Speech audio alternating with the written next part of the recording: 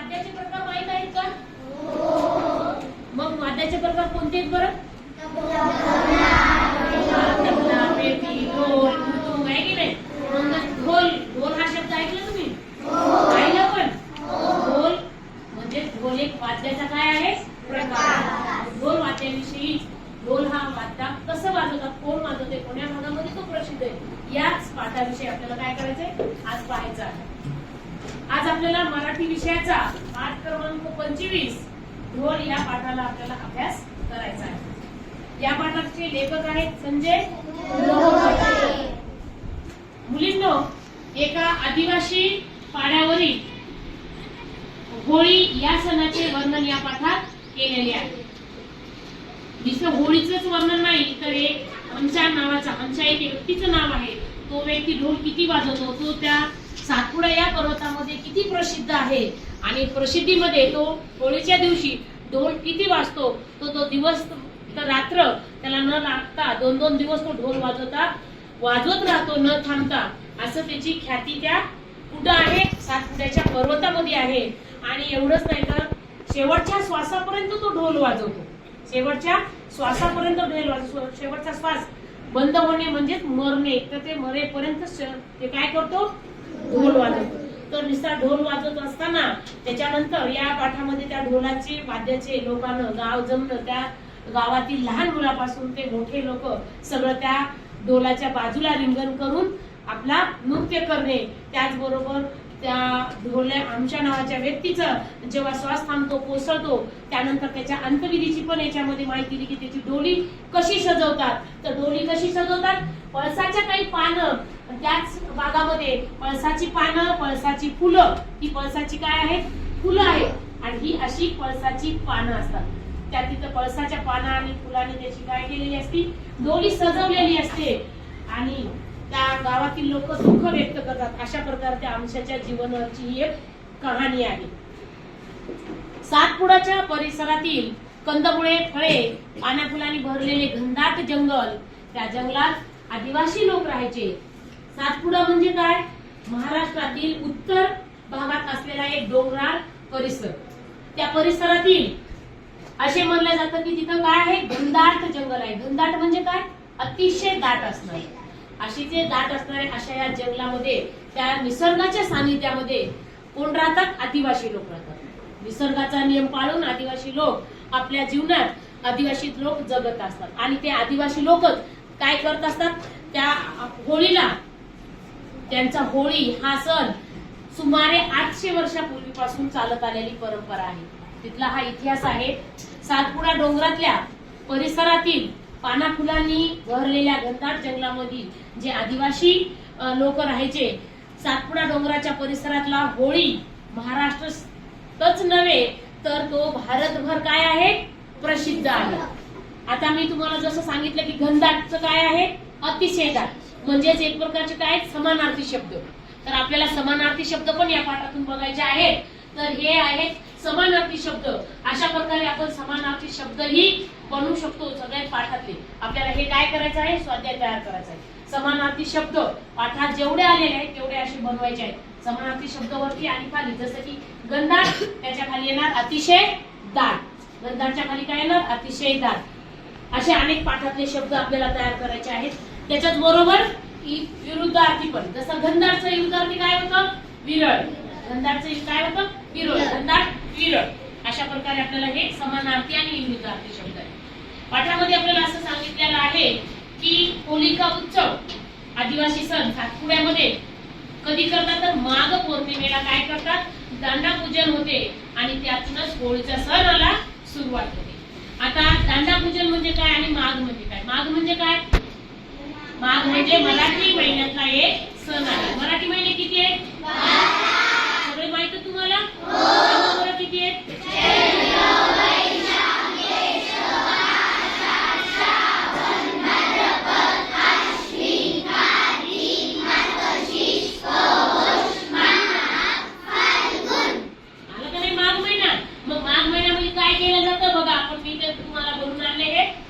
प्रत्येक महिन्यामध्ये सण असतात. त्यातला एक सण मी घेतलेला आहे, जसं की चैत्र. चैत्रामध्ये काय आहे? वैशाखमध्ये काय आहे? म्हणजे उष्णता खूप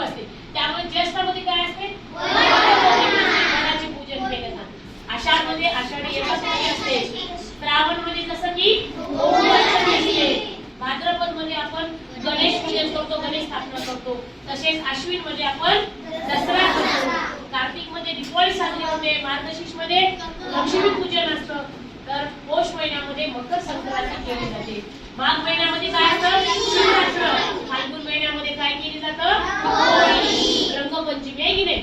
आपल्याला हे प्रकल्प पण करायचा आहे, याच्यावर आधारित प्रत्येक सणाचे चित्र आणि त्या सणाची माहिती असा एक आपल्याला प्रकल्प करायचा. याच्यावर आपल्याला या पाठामध्ये सांगितले सगळ्यात महत्त्वाचं दांडापूजन. दांडापूजन म्हणजे आदिवासी समाजातील लोक जमिनीमध्ये एक दांडा पुरवला जातो आणि त्या पुरवलेल्या दांड्याची काय केली जाते पूजा केली जाते आणि त्या दिवशीपासूनच होळी सणाला सुरुवात केली असते. मग घराच्या कुठेही अडकवलेला असो, होळी पौर्णिमेच्या दिवशी ज्या दिवशी दांडापूजन होतं त्या दिवसापासून सातपुड्यामध्ये वाड्यातून पाड्यातून काय केलं जातं ढोलाचा आवाज घुमू लागतो. पाडा म्हणजे काय वस्ती, पाडा म्हणजे काय वस्ती.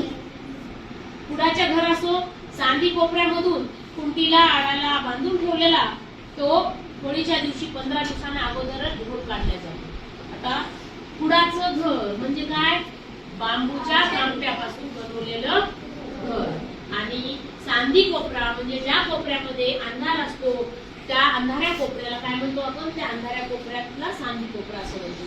कुंडीला म्हणजे जसं की घराचा एखादा अंधार भाग असतो की नाही कोपरा, त्याला सांदी कोपरा म्हणतो. कुंडी म्हणजे वस्तू अडकवण्यासाठी भिंतीला एखादी लाकडी ठोकलेलं असतं, त्याला अडकलेलं असतं, त्याला म्हणतात कुंडी. आता ह्या कुंटीला असो किंवा आणखी कुठेही असो तो घराघरातून काय निघतो ढोल निघतो. ढोल कशासाठी वाजवण्याची त्या आदिवासी समाजामध्ये सातपुडा या आदिवासी समाजामध्ये भागामध्ये काय आहे प्रथा आहे. आवाज ज्या दिवशी ते ढोल वाजायला सुरू करतात होळीच्या नृत्याला त्या दिवसापासून त्या आवाज त्या ढोलाचा साऱ्या आसमांत घुमू लागतो. आसमांत म्हणजे वातावरणात सर्व परिसरामध्ये. अख्ख्या सातपुड्या ढोलावर थाप पडू लागली की फाल्गुन पौर्णिमेला आला ना दुसऱ्या महिन्याचं नाव फाल्गुन पौर्णिमेला काय होते होळीची जय्यत तयारी होते. जय्यत तयारी म्हणजे जोरदार तयारी. पोटा पाण्यासाठी जे लोक बाहेर मजूरदार गेलेले आहेत हळूहळू ते गावाकडे येतात. आमच्या गावातील हंशा ढोल्याला आपल्या चिल्ल्या पिल्यांना घेऊन सणासाठी गावात यायचा. चिल्ल्या पिल्ल्याला म्हणजे लहान लेकरांना छोटी मुलं सगळ्यांनाच. आणि हंशा हे एका व्यक्तीचं नाव आहे. आमच्या एका व्यक्तीचं नाव आहे. जसं की सणासाठी आपण आता म्हणलो ना प्रत्येक महिन्यामध्ये एक सण आहे जे निरंकित हाताने केले. हे एक आहे की प्रत्येक सणामध्ये आपल्याला एक सणाचं चित्र दाखवलेलं आहे. आणि त्याचबरोबर आपण जर काल कॅलेंडरवर बघितलं तर याच महिन्याचं ते कॅलेंडर आहे मार्च महिन्यात होती की नाही. 2 तारखेला होळी, धुलीवंदन, आपल्याला गुढीपाडवा आणि हे सगळे सण असे पाहता येतात. असाही आपल्याला प्रोजेक्ट एक बनवून घ्यायचा आहे. ढोलाचा सांगाडा कसा तयार करतात आणि त्या कोण्या लाकडापासून तयार करतात हे सर्व आमच्या ढोल्याला माहित होतं. जणू काही असं वाटत होतं की त्याला ते ढोल वाजवण्यासाठी त्याचा जन्म झालेला आहे. होळी कशी करतात बरं? होळी कशी करतात? शेणाच्या गौऱ्या असतात आणि त्या एकावर एक रचल्या जातात. त्याच्यासोबत काही लाकडं असतात, नारळ असतात, कापूर असतात वगैरे वगैरे आणि फुलं पानं पण असतात. मी तुम्हाला इथं दाखवले आणले पहा. हे असतात त्या बनवलेल्या असतात शेणाच्या गौऱ्या आहे की नाही. या गौऱ्याचा आपल्याला एक प्रकारचा उंच असा काय केलेला असतो ते अशा प्रकारे काय केलं असतं उंच असं हे एक रचलेलं असतं घुमट आकाराचा असा एक एकावर एक थर उंच पर्यंत घुमवलेलं असतं. त्याला फुलांनी पानांनी सजवलेलं असतं आणि त्याला आपण होळी म्हणतो. त्या होळीच्या वेळेस आपण काय वाजवत असतात ढोल वाजवण्याची प्रथा आहे. आता होळी कशी करतात बघा. होळीला पेटून दिल्यानंतर ही अशा प्रकारची होळी असते आणि ह्या होळीच्या भोवताल आदिवासी समाज बेधुंदपणे काय करतात नृत्य करतात. त्यांना 2-2 दिवस रात्रंदिवस हेही कळत नाही इतके दिवस ते काय करतात नृत्य करत असतात. आणि हंसा ढोल्या तर एवढा ढोल वाजवतो चांगला की जणू काही ते ढोल वाजवण्यासाठी त्याचा जन्म झालेला आहे. कोणी मग दोरे आवडतं, कोणी त्या ढोलासाठी कोण्या प्राण्याचं कातडं लागतं त्या कातड्याचं लावतं किंवा पानं लावतात, कोणी फुलं लावतात आणि ढोलाचा नाद अख्ख्या सातपुड्यात घुमायला लागतो. असं वाटतं की ही सगळी माहिती बनवण्यासाठी त्या जन्माला आलेल्या अहमच्याला त्याला आपण म्हणूनच त्याचं नावही लोकांनी काय म्हणत होते, गावातील लोक त्याला हमशा ढोल्या या नावानं ओळखत होते. मुलींनो, येथे त्यांना सांगायचं आहे की आपल्याला होळी हा दिवस आला तसतसे पाड्यावरचे ढोल डोंगरदऱ्यात आणि साऱ्या आसमानात घुमू लागते. म्हणजेच या इथं आलेल्या प्रत्येकालाच, त्या तिथं आलेले प्रत्येक मूल हे ढोल बद्दल त्या सर्वांनाच काय आहे, माहिती आहे. तासन तास ते ढोल वाजवतात आणि तासन तास त्या कसा त्याला कोणत्या ह्याचं काय करायचं आणि कसा वाजवायचा, जणू काय त्या ढोलाबद्दल त्या हंसाला पूर्ण जन्मापासूनच माहिती होती. अख्खा सातपुडा तो दणानून सोडायचा. दणानून सोडणे म्हणजे नाद करणे. हा होळीचा दिवस उजळला. आमच्या सकाळपासूनच होळी जवळ ढोल घेऊन बसला होता. हळूहळू त्याने त्या ढोलाचा वाजवायला सुरुवात केली. तसं त्याच्या भोवताल सर्व गावातील लहान मुलं, मोठी माणसं सर्व त्याच्या भोवताली जमायला लागली. ढोलाचा नाद अख्ख्या सातपुड्यात घुमायला लागला. म्हणूनच सर्व पाड्यावर यामध्ये आमच्या ढोल्याला ढोल्या नावानं ओळखल्या जाते. ढोलावर थाप मारायला सुरुवात केली. स्त्री, पुरुष, पोरं, बाळे ढोल्याच्या दिशेने आले आणि ते रिंगण धरून काय करत होते, नाच करत होते. बेधुंदपणे नाचत होते. बेधुंद म्हणजे भान हरपून जाणे.